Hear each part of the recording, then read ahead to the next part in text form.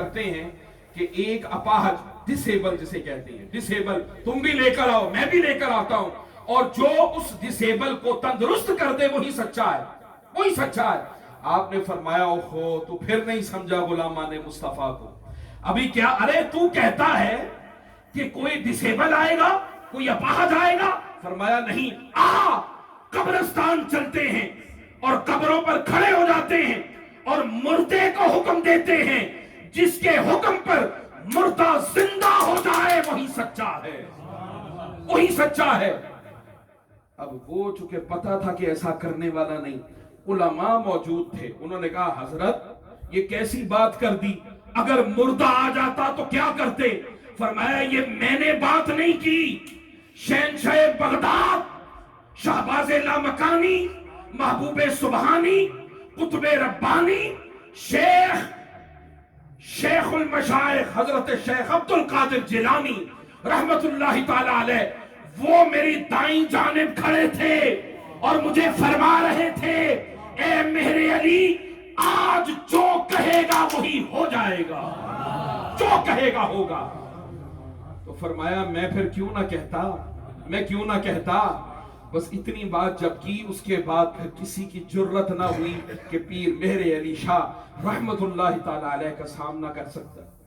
تو اللہ کے ولیوں کی شان یہ ہے کہ شرق سے غرب تک جہاں دیکھیں کہیں نہ کہیں آپ کو اللہ کا ولی ضرور نظر آئے گا۔ اللہ کا ولی، یہ آباد ہے دھرتیاں کس سے؟ اللہ کے ولیوں سے۔ جتنی صدیاں تاریخیں، لوگ کہتے ہیں جی تلوار کے زور پر اسلام پھیلا، اسلام تلوار کے زور پر نہیں پھیلا۔ آپ دیکھیں جتنی صدیاں تاریخیں اسلام کی بیتی، خواہ اسلام مکہ اور مدینہ کی سرزمین سے دمشق اور بغداد کی سرزمین تک پہنچا، خواہ وہ ماوراء نہر تک پہنچا، خواہ وہ آذربائیجان، سمرقند اور بخارا تک پہنچا، خواہ وہ مشرق وسطیٰ تک پہنچا، خواہ وہ یہاں یونائٹڈ کنگڈم تک پہنچا، الغرب شرق سے غرب تک، اطراف و اکناف عالم میں جہاں جہاں اسلام پھیلتا چلا گیا، وہی لوگ تصوف مصطفیٰ اور روحانیت مصطفیٰ کو بھی ساتھ لاتے رہے۔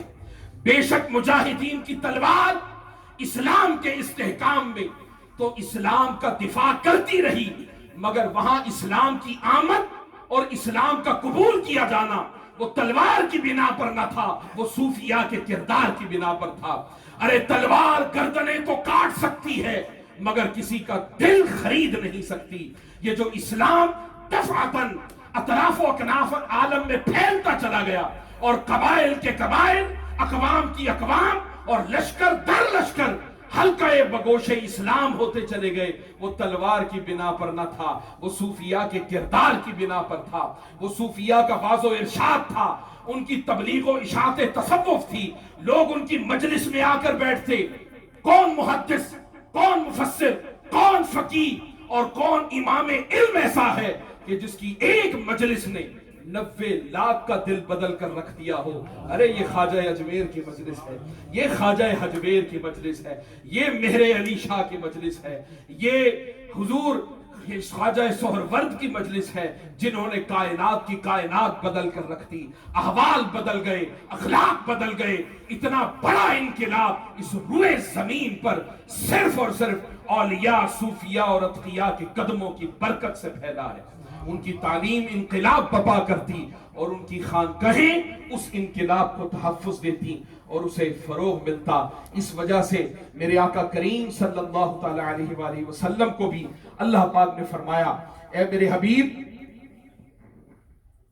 وَلَوْ كُنْتَ فَضًّا غَلِيظَ الْقَلْبِ لَانفَضُّوا مِنْ حَوْلِكَ فَاعْفُ عَنْهُمْ وَاسْتَغْفِرْ لَهُمْ وَشَاوِرْهُمْ فِي الْأَمْرِ فَإِذَا عَزَمْتَ فَتَوَكَّلْ عَلَى اللَّهِ إِنَّ اللَّهَ يُحِبُّ الْمُتَوَكِّلِينَ۔ Oh my esteemed beloved Prophet Muhammad sallallahu ta'ala alayhi wa sallam, what a mercy of Allah that you are lenient with them.